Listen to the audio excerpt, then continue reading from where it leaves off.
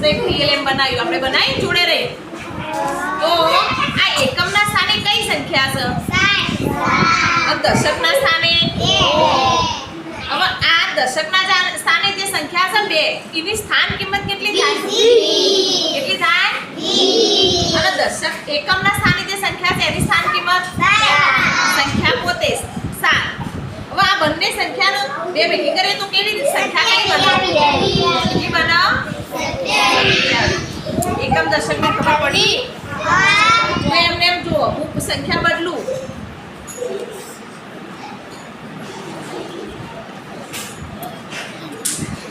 ચલો આમાં એકમના સ્થાને કઈ સંખ્યા છે?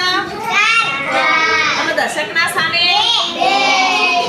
તો જે દશકના સ્થાને 2 છે એની સ્થાન કિંમત કેટલી થાય? 20. અને જે એકમના સ્થાને છે 4 એની સ્થાન કિંમત 4. સરસ. હવે હું સંખ્યા બદલું.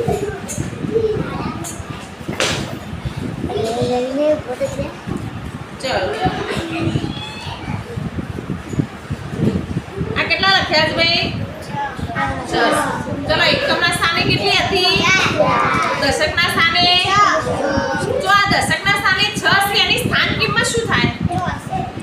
સ્થાન કિંમત 60. કેટલી થાય? 60. અને આની સ્થાન કિંમત 4. આ સંખ્યા કેટલી બનશે? કેટલી બનશે? 64.